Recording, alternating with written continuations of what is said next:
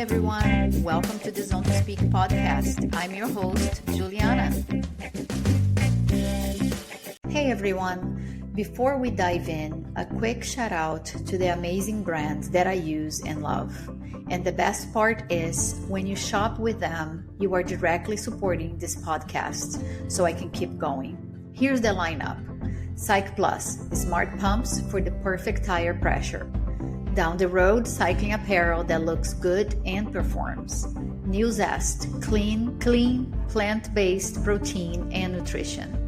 Oleos, wellness shots with adaptogens and neurotropics for energy, focus, and recovery. Code Age, high-quality supplements like multivitamins, creatine, and collagen. Loop earplugs for travel, sleep, recovery, and noise control. Clearly not coffee. A smooth, caffeine-free energy alternative. Huel, quick plant-based meals for busy or bikepacking days. Shokz, open-ear headphones that keep you safe while training. Frey skincare designed for active people and sweaty rides. All the links, discounts, and codes are in the episode description, so check them out, grab some great deals, and know you're helping keep Zone to Speak rolling. Now, let's get into the episode.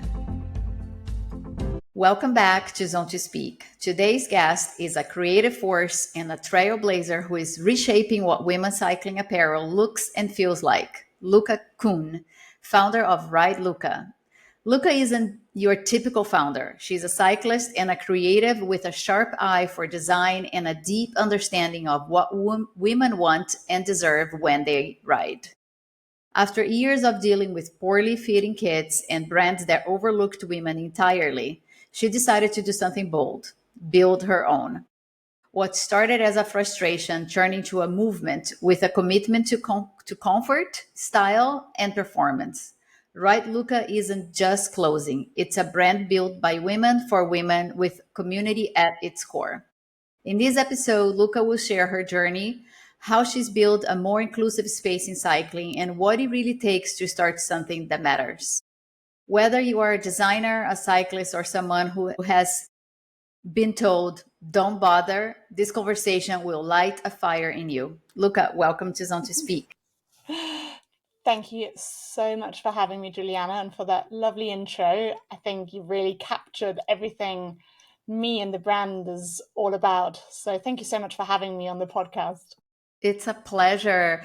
I'm so happy to have you here. Our paths crossed on Instagram, and I immediately fell in love with your designs and with you. I mean, you are so beautiful in and out. I can see like you radiate happiness and joy. It's so much fun to follow you and the brand. And I also want to thank you. You sent me a kit and I can't get enough of it. I love, love, love, love, love.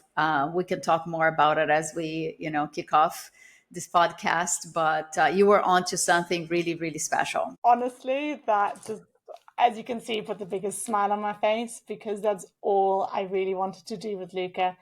I wanted to bring something special for women. I want them to feel confident in it. And yeah, for you to having felt and ridden in the product means a lot. So thank you. Sure. So before Ride Luca, what was your relationship with cycling? Were you always into the sport? I feel like I came into the sport more as an outsider. Even though growing up in between Germany and Switzerland, I always had a bike, but it was more of a getting to school thing or just riding around. I was always a bit more of a tomboy, so getting out in the mud, but not really road cycling, which, well, I started when I was about 25. I think there's a lot of people around me getting into triathlon, trying different things, marathons, triathlons, and being surrounded by them, I was just like, I wanted to give it a go. Yeah. And I actually saw that there are some pro triathletes wearing your kit, and I come from triathlon, and I wish I had that when I was racing because it's easy to put on. It looks so good on the body, like anyone listening, you have to go to the website because the one piece, it's so amazing. I think it makes any body type look amazing. It's really cool. And how about your life outside the brand? Who is Luca beyond the kit and the bike? So I would definitely say I live life to the maximum. I always have. I am all about travel, meeting people, cultures. I love sports, but all sports. I love hiking. I love CrossFit. I am an avid adventure sports enthusiast. I skydive, I surf. Wow. I'm a scuba diving instructor, so I have this other whole side of my life where I just love enjoying it. Wow, incredible, incredible. Anything you can do. Oh, there's a lot of that too. Going back to the brand, what are some of the earliest spark that made you think I really need to create something different here for women in cycling? So I really got into cycling more around lockdown. Fell in love with the sport, and as I was buying and just shopping for things myself, I just realized that the women's market was just a lot smaller, very underserved. All the brands I saw out there either had loud logos, loud patterns on them. And similarly, with the design of the product, I just felt like this is just the men's stuff, tailored a tiny bit smaller, with a lack of consideration what a woman would really want to get out of it. So, A yeah. 100%. And again, when I put the kit on, when you look at it, maybe you think, oh, it's just another brand, but it isn't. When you put your kit on, you can see it was designed for women. First of all, I think one of my biggest pet peeves is getting in and out of a sport bra. And you solve for that problem because there is a zipper that you can zip all the way down and all the way up, and it's on the front. So you don't have to do gymnastics to get in and out. And another big pet peeve of mine is, and I'm kind of petite, but even that, then a lot of other kids squeeze Yeah, size up by everything. 1 or 2 sizes, and there's no continuity between brands. But I always found in cycling where I'm like, right, that is at least 2 sizes too small than my normal size. Yeah, that's the other thing because I mean, it can be a psychological thing, but nobody wants to be like a bigger size than what you think you are. And then you are shopping, you have to get a bigger size because things are made so small and your sizing seems true to size. Because I usually am a small, ask for a medium because I'm now paranoid. I'm like, I don't want things to be super squeezed. And it fits really well and it stays in place without squeezing anything. Amazing. Really, Yeah, really love it. that Yeah. was really, really important to me. And like also, like now often people order something and then they need to ask for a size down because they're so used to having to size up in cycling wear. So I think it's all about us like educating and really just being quite open, like no, buy true to size, and it'll fit you. Yeah. And you are a creative and you are also a strategist. How have those parts of your identity influenced the way you approach building Luca? So I didn't come from a background of clothing or design, but I love fashion and I love designing something that's better and with women's bodies and minds. So I went back to the drawing board together with a very, very talented fashion designer because I don't know anything about fabrics and stitchings and bonding and all, like it's a whole new world. So I knew I had the vision in mind, but I just needed a way to get there. So step by step, really, it started with talking to as many people as I knew who were working in the field, who were cyclists, who are non-cyclists, asking them, why aren't you? And really building this big idea of what's needed, what do women really want? And then coming up with a design which personally I felt was right. And then getting it out there, feedback. Yeah, feedback is super important. And just going back to what you said, even before that, I forgot to comment on the logos. I love your design because some people would like to be loud and there's nothing wrong with that, but I really hate wearing big logos and you cannot even, you can barely see Luca anywhere. And I love the little thunder. Little bolts, Yeah, yes. bolt. Thank you. Yeah, Yeah, so cute and adorable. So yeah, I love the simplicity and elegance of your kits. that makes me happy. Yeah, because all of the graphics, for example, the bolt, they all have meaning and they all come from my tattoos. So I have the bolt tattooed on me. I have many of like the other Where is graphics. it? Where is it? I'm trying to show mine. If you're on YouTube, yeah, mine has a wave inside. So yeah, it's my brand. Yeah, it's my logo as well. I love that. Hey, Dad, I'm sorry. I love that. So I really get to sprinkle a lot of my personality into the brand, and Love. that's the fun of it. I'm like, I Yeah, wanted, like, I called this brand my name. I put my values, my ethos, and my personality into this brand. So yeah. love it. You mentioned that people told you to not start another cycling brand, especially one focused on women. How did that shape your motivation? So the amount of times now I've been told either it's always in different words. It's like, Luca, I just don't think there's a market for women cycling, or women just don't ride with us or buy here. And it always baffles me because They all of those probably don't buy because there's nothing there for them. well, all of those comments have come from men. Yeah. I always in my mind think, well, maybe it just takes a woman to understand these women. Maybe that's all it takes. So every time I hear this, and I like to have these conversations, but because I get to take a lot of information and wisdom from a lot of people. Um, but in the end, it just fuels my fire even more. Yeah. Yeah. Good. Well, I'm happy you didn't stop because I did I say I love your stuff? So happy. What were some of the hardest moments in the early days of Ride Luca and how did you push it through? One really hard realization was at the beginning. So after all the hard work of 2, 3 years of research, developing and creating this incredible product I was so proud of, was launching launch day. And within the first week or weeks, realizing, oh my God, like no one knows about this product. So this is where the real work starts, getting recognized, for people to trust you. And then in the end, they need for them to pay the hard earned money on a product they don't know over all of the others. So that realization was eye opening. And I'm like, I have a lot of work to do. Um, yeah. Yeah, that's a good point because you can have the best product out there, but if there is no awareness, Yeah.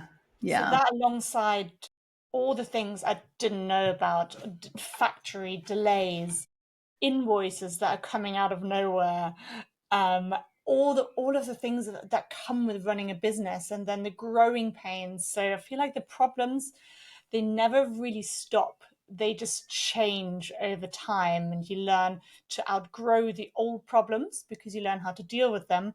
But then they change, and you're like, ah, okay. Next. yeah. I mean, there's not, you clearly have a lot of talent and you have created a great product, but having the idea in your mind to actually making it real, there are so many steps to it. I guess just choosing the factory, where it's going to be, how it's going to be, and getting all the fabrics and I mean the padding. Oh, it's a lot. Change factories halfway through, changing the delays on one compartment of the item. Let's say a delay of the zips. You're only as fast as your slowest components. So you're there with the product should be ready next week, but let's say the zips are ready in 4 weeks, and you're like, okay, great. Oh, What do we do now? And then just learning how to go with it and learning how to deal with those struggles in the best possible way and almost trying to make them positives. yeah, yeah. Yeah. So I talked a little bit with my enthusiasm of everything that for me was a pet peeve, and I encounter all the solutions in your products. But when you were designing your first pieces, what were your must fix pain points you wanted to solve for women in cycling? So there's the one item which has always from the beginning felt to me like, why is it that way? Came into the sport and really as an outsider, and I'm like, why are bib shorts the way they are designed with their straps over the chest? I'm like, they're clearly not designed for women. Which part of the breast are they meant to sit on? You can't really wear them without a jersey on a hot day. And I'm like, that's not designed for women. So that piece is the one I'm probably the most proud of because it's just different. It's designed for the female form and mind. It has a beautiful overlapping front, which is super easy to get in and out of. It can be worn without a jersey on a hot day without exposing yourself. Exactly. And it looks beautiful. I love that. Yeah, I'm glad you said that because I never even thought about it, but you're right. Those straps are like, where do they sit? And you created this overlap that looks so feminine and it's so easy to get in and out. Yeah. Yeah. The interesting thing about this item, and I love this item, and so many people love it, but at the beginning, because it was very different, a lot of people didn't understand it. So there's a lot of people who I had a lot of almost negative comments about, oh, but it's not pee friendly, so it's clearly not designed for women. And I'm like, I'm trying to fix a pain point, which is like the coverage. And I know the pee friendliness is like really important for women, but you can't solve all problems in one item. It's impossible. As much as I want to, and I'm trying. We're talking about this all the time, and I think maybe they're just different items. This is why I've now brought out the padded shorts, because these are super high waisted. If it's really that important, there's the option there. Yeah, I want to try the padded shorts. You're absolutely right. You can't fix everything at once and maybe not fix everything in one product. And I have to say, it's not hard to get out of that for a P, to be honest. Thank you. And I'm Latina, so I said I'm a petite, but I am curvy, and I have worn other bibs in the past that it's made for you to slide down with the straps, and it's not easy if you have a booty. So yours was easier for me to come in and out of it. Honestly, that all of that feedback is how we grow and learn, and I know I'm on the right track, so thank you. Yeah, no, you are. You are. I said you're onto something. How do you go from Ride Luca pieces from idea to final product? I'm always curious about that. So there's always this first, like, what do we want to create? What item is it? What's the purpose? And then how would it be designed for women? And then, very importantly, how can we make it Luca? How can we Yeah. make it simple and beautiful and timeless? So there's this brainstorm phase where we talk, we speak to people, and then yeah, we go on the drawing board. We draw it, we mock it in 3D. Then once we're happy, the item goes into sampling, and this stage can be long, it can be painful. It depends. Sometimes it's easy. Sometimes you get the first sample back and you're like, yeah, that's This the is one. it. Let's go into production. More often there might have to be a few different rounds of it. And then especially, let's say you're changing fabrics, the next fabric might have a different amount of elasticity, and like it then, so it's almost never ending. But it's also so rewarding when that final item then lands, the one that's ready for the shops. It feels amazing because that item has come from in here to in here. Yeah, yeah. And where can people get Right Luca? You just mentioned ready for the shops. I know you have the online presence. Are you also in any shops? Maybe locally. I know you're based in London. So currently you can only buy Luca online, and I'm popping up at events all over the UK at the moment. So I've really been traveling all the way from Edinburgh to Bristol. We've got an event in Sheffield coming up, in Derbyshire. So everywhere I usually bring the products, because it's so important for people to actually feel and see it. And that's really where most people are like, oh, wow, this is really nice. And I'm like, yes, thank you.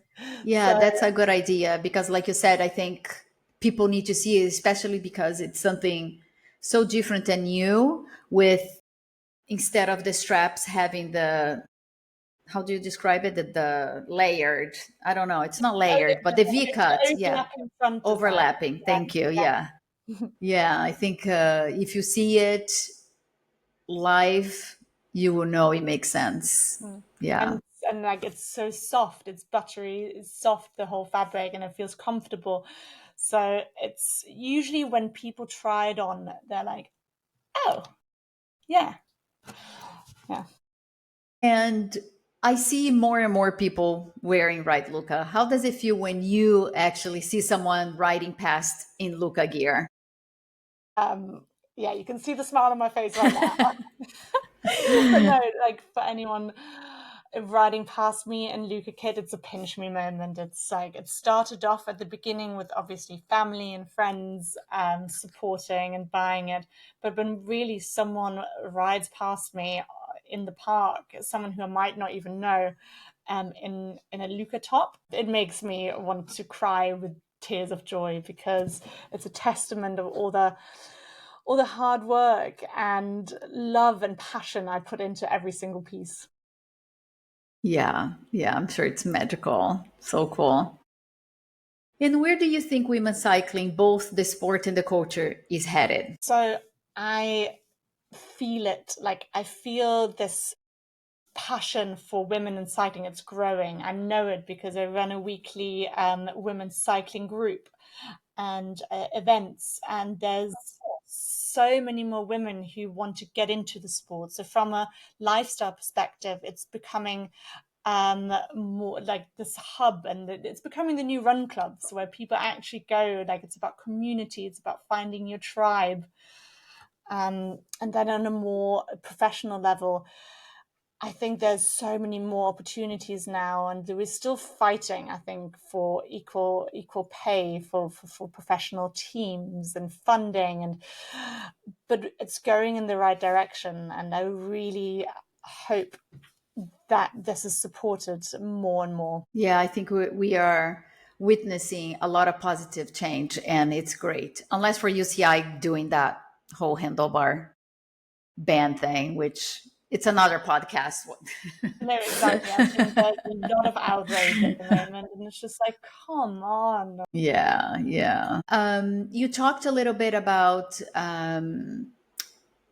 rides, community rides. I know for Luca is very important to create a community. Can you tell me a little bit about what is Ride Luca creating in fostering this community? So I think this is the part I'm most proud of with creating with Luca. I get to bring women together. I get to empower them to get their first road bikes. I run women's bike mechanic workshops, um, host beginner friendly group rides, a weekly group ride on a Tuesday morning. In the winter, hopefully, like running also more community events, because people, they thrive when they find their tribe, when they have community. And I think that also just enhances life. Yeah, yeah, it makes a huge difference to have community, to have a buddy. And like I said, people that live in countries where you have a tougher winter, it's super important. It helps you get you out of bed, get out of the house. And Yeah. yeah, Even if you're if even if you meet those people, like connect with them, and even if you're both going to a spin class together. I'm a huge fan in the yes, winter of a spin class. I'm a yeah, fair weather rider. It gets dark and cold in the UK, but I still want to be surrounded with like-minded people, women, exercise. So I think it's super important to keep that going all year round, even if cycling in the wet and dark is not your thing. yeah. Uh, Congratulations. I know you just launched the new collection and it looks beautiful. Thank you. And so I know you just launched, but I don't know if you have any new projects or collabs or any dreams that you are chasing for what's next for Luca. So in terms of garments, we're constantly thriving. Well, thriving? No, not the right word. Thriving to Thriving. improve. This we can only do with time, because often we don't have the time and to make a batch, give it out for feedback. So people are testing the items we have out at the moment, and I'm gathering feedback through feedback forms on how to keep getting better. So I love hearing all of it, and I need to. So that's in terms of garments. And then in collaborations, there's so much happening. Next year is really exciting. I can't say too much because some of it is not set in stone. No problem. So I feel like you're jinxing it a little bit, but I'm hoping to really touch and work together with a lot more women on all different levels of the sport, and create good together, get more women to cycle, get more funding for women. And it's a really exciting place to be. It is. And I'm excited to see what's next. I just have a few rapid fire questions. Favorite ride or route? So I'm half Swiss, half German, but I think my favorite routes will always be around the lake in Switzerland. Nothing too hilly. I'm not the most talented climber, but a scenic route. Who doesn't love a scenic route? The best. Yeah. A flat ride around the lake. Perfect. Yeah. I'm a big fan of Via Verde or anything like that. It's just Stunning. the best. Yeah.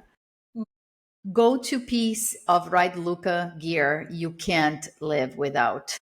So I would say currently it's the our new padded shorts. Just because it is super hot in the UK, believe it or not, right now. They're a bit shorter in length than our bib shorts for maximum tan.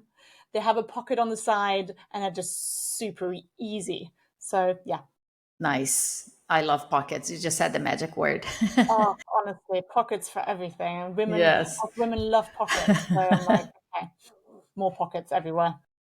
A cyclist who inspires you. I think all female cyclists who, on any level, but also who are defying the odds in racing, I'm hugely admire. But also women, the day-to-day women who are doing incredible things. And I know you just had Sarah Ruggins on the podcast, and her story and her achievement just gives me goosebumps. So Yeah. yeah, She's incredible. doing something that defies the odds. How about finish the sentence? Cycling is freedom. like that. I resonate. Yeah. Oh, Luca, it's so good to see you and chat with you. I can't speak highly enough about Ride Luca and can't wait to see what's next. And I wish you most success with the brand. And I know you're going places. You really got something special. Thank you so much. Honestly, your kindness, your words, and having me on the podcast means the world. And I'm excited to see you and create such ride together. Sounds great. Really, really, really excited to be in touch. Me too. Thank you. And that's all for today's episode. I want to thank the listeners for tuning in. Your support means everything. If you enjoyed this episode, please consider following, leaving a review, and sharing it with your friends.